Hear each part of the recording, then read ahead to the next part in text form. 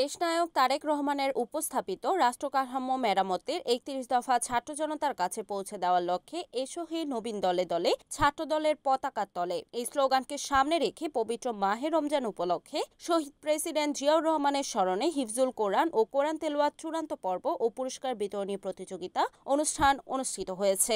গতকাল উপজেলার গোলাকান্দাল ইউনিয়নের নীলভিটা এলাকায় এই অনুষ্ঠান অনুষ্ঠিত হয়। নারায়ণগঞ্জ জেলা ছাত্র দলের সাবেক প্রচার সম্পাদক জাহিদুল ইসলাম বাবুর সভাপতিত্বে উক্ত অনুষ্ঠানে প্রধান অতিথি হিসেবে উপস্থিত ছিলেন বিএনপি জাতীয় নির্বাহী কমিটির সদস্য বিজিএম এর সভাপতি বীর মুক্তিযোদ্ধা কাজী মনিরুজ্জামান মনির। প্রধান বক্তা হিসেবে উপস্থিত ছিলেন নারায়ণগঞ্জ জেলা স্বেচ্ছাসেবক দলের আহ্বায়ক মাহবুবুর রহমান মাহবুব, নারায়ণগঞ্জ জেলা বিএনপির সাবেক ভারপ্রাপ্ত আহ্বায়ক নাসির উদ্দিন নাসির। উক্ত অনুষ্ঠানে বিশেষ অতিথি হিসেবে উপস্থিত ছিলেন নারায়ণগঞ্জ জেলা ছাত্র দলের সাবেক সিনিয়র সহসভাপতি সুলতান মাহমুদ, মুরাপাড়া কলেজ শাখা ছাত্র সংসদের সাবেক সদস্য সচিব আকিব হাসান, প্রিন্স হোসাইন, হৃদয় মিয়া, আব্দুল্লাহ রহমান সহ আরো অনেকে। পরে কোরআন তেলাওয়াত, হিফজুল কোরআন ও কোরআন তেলাওয়াত চূড়ান্ত পর্ব ও পুরস্কার বিতরণী প্রতিযোগিতা অনুষ্ঠান শেষে বিজয়ীদের হাতে নগদ অর্থসহ পুরস্কার বিতরণ করা হয়।